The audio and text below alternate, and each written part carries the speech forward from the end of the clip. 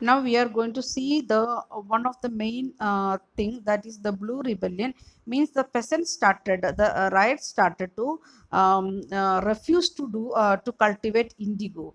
The British people, even though they are ready to give loans with a low interest, and they are ready to give, they are ready to collect what how much they are producing, then also people said like that we are not ready to do this indigo cultivation, or they refuse to grow indigo cultivation.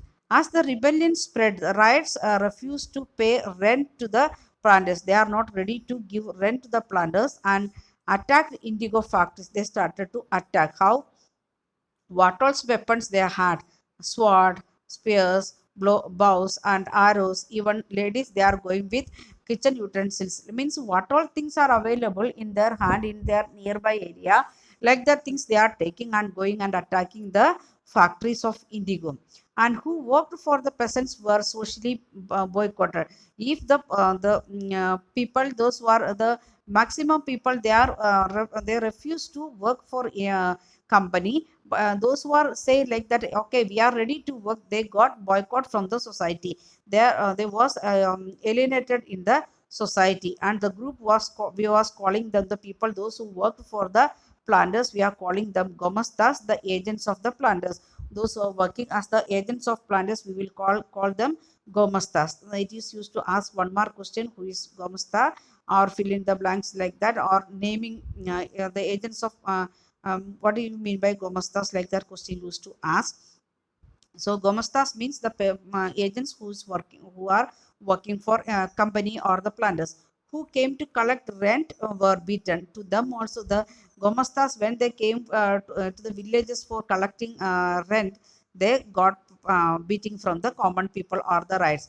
Rights or they would no longer take our advance to sow indigo, nor be built bullied by the planters. I means they are the what the planters was doing, they are ready to give advance. Then afterwards they will say bad words against the planters. Then they are using the latials, means the stick what they are using for wielding purpose.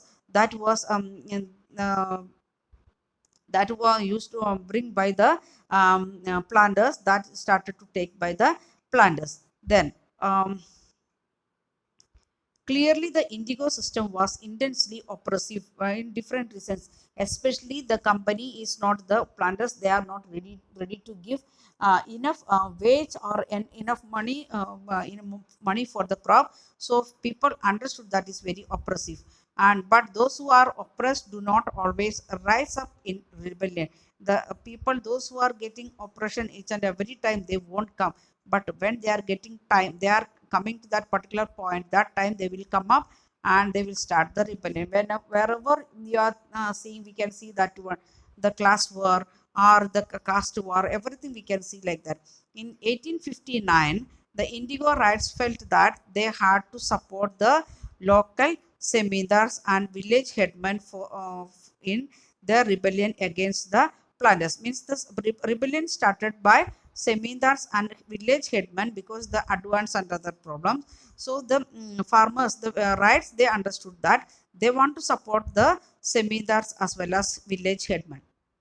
So, in many villages, headmen who had been forced to sign indigo contract, then tried to mobilize indigo peasants and fought pitched battle with the Lathials. They have started to attack the contractors, those who are means gomastas, those who are coming to the village. In another place, even the semindars went around the village arguing the right to resist the planters. The some of the this village headman or the semindars, they went and made awareness among people. We want to refuse to the company people.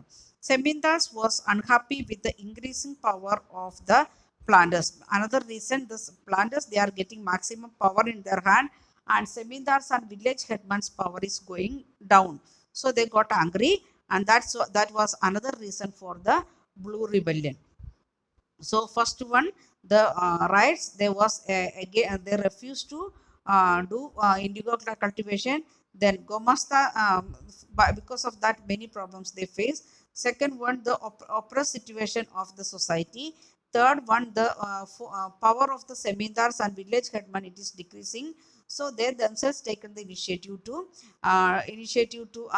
start the rebellion. Then Indigo planters also imagined that the British government would support them in their struggle against the planters. They are asking the British government. British governments want to support them, and they are ready to work if they are getting better amount for their crop, value for their crop, then they are ready to work. But they are asking the British government to support the farmers. Then after 1857, because the revolt of 1857, it is coming in the lesson, fifth lesson we'll study that one, wait for that. Then in because of that one, 1857, what happened, the British government was particularly worried about the possibility of another rebellion. Already one rebellion started with the Sipahi or the soldiers. So it was scattered here and there. So the British was thinking about another one rebellion going to start. So each and there was different reasons for that, and that's why they was thinking about it, and they was taking care about the uh, pla- planters, if they are making the some problem or not. Then the lieutenant governor turned the regions was in the winter in 1857. The right, so the tour was a sign of government sympathy for the fight. They understood when the lieutenant general came to villages. They understood that the villagers understood, or peasants understood, that it is the sympathy of the government. So when the Barsat magistrate Ashley Eden issued the notice stating that the riots would not be compelled. The riots should not get any compulsion from the planters for indigo plantation, means they should not get any force for indigo contracts, or they should not get any problem from the means of planters. Word went around the Queen Victoria and declared that indigo need not be sown. Queen Victoria said it is not compulsory. No need to, means no, not at all needed to cultivate indigo. Then Eden was trying to placate the peasants and control an explosive situation, but this action was read as the support for the rebellion. The magistrate, when he tried to help the peasants, the peasants started to think like that he is supporting the rebellion. As the rebellion spread, intellectuals from Calcutta rushed into indigo districts. They wrought the misery of the riots and tyranny of the peasants and the horror of the indigo system. Means the thinkers, or the thinkers of the Calcutta region, the means city region, they are going to the villages and they are writing about the misery, how much they are suffering, the tyranny of the planters, the how much pressure they are giving, the planters they are giving, and the horrors of the indigo system, how much terrible system what they made here in India, like that things they written. Worried by the rebellion, the government brought in the military to protect the planters from the assault. The company understood, the British government understood that if the rebellion it is going like this, and the thinkers also started to work with them, then it will be a problematic. So they are bringing military to protect the planters, and set up a indigo commission to inquire into the system of indigo production. The in British government, or the Queen Victoria, she is taking the initiative to make indigo commission. Now also we can see, whenever there is some problem, we are appointing some of the commissions. Okay, the commission held the planters guilty. The indigo commission understood that planters are guilty and criticized them for the coercive method what they used with the indigo cultivation. The commission, they understood the planters only done the mistake, and they criticized them, and it declared that indigo production was not profitable for the rights. The commission said like that it is not at all profitable to the rights. The commission asked the rights to fulfill their existing contract, but and also told them that they could refuse to produce indigo in future. You now what you given the contract, just to fulfill it, and next time onwards no need to produce indigo, like that. Who said? Commission said. And after the revolt,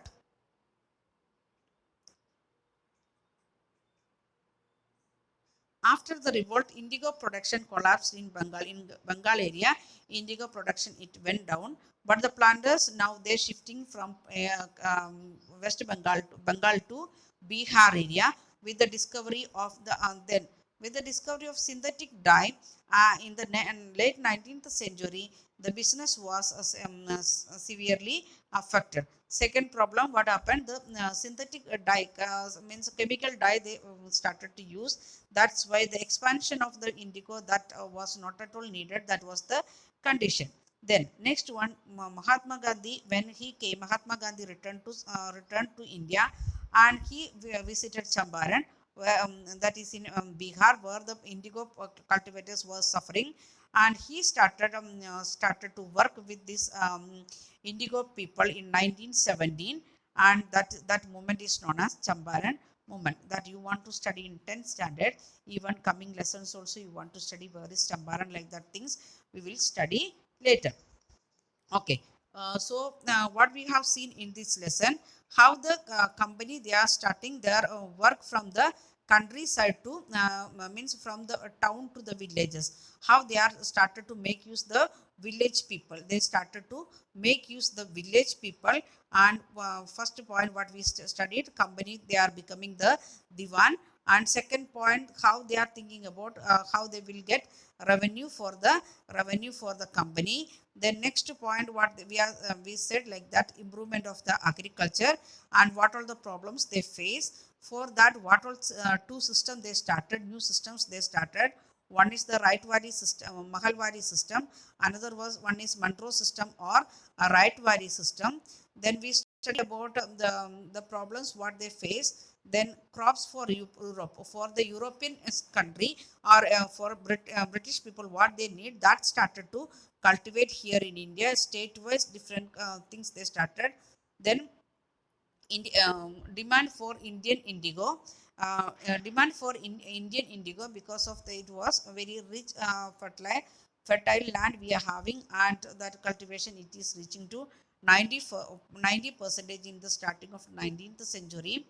And how the two systems of indigo cultivation, one is a niche system and another one is a right system. And what are the problems faced by a niche system, and what are the problems faced by right variety system, and what are the process of indigo cultivation.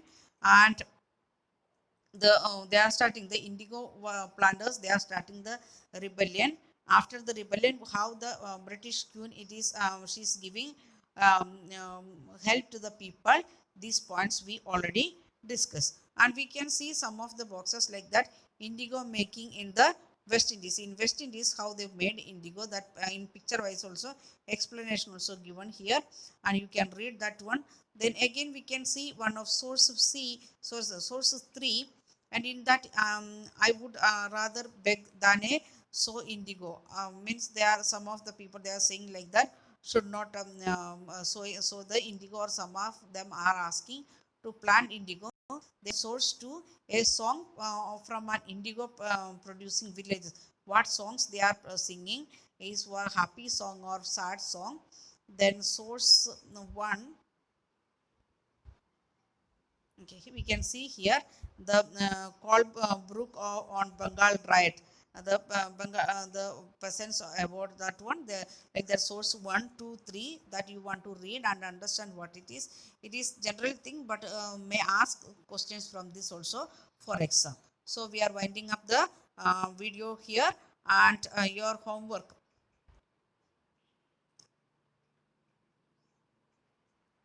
Okay, homework. Fill in the blanks. In the question 2, fill in the blanks is your homework, and find out that question I will put in worksheet. Thank you. Have a nice day.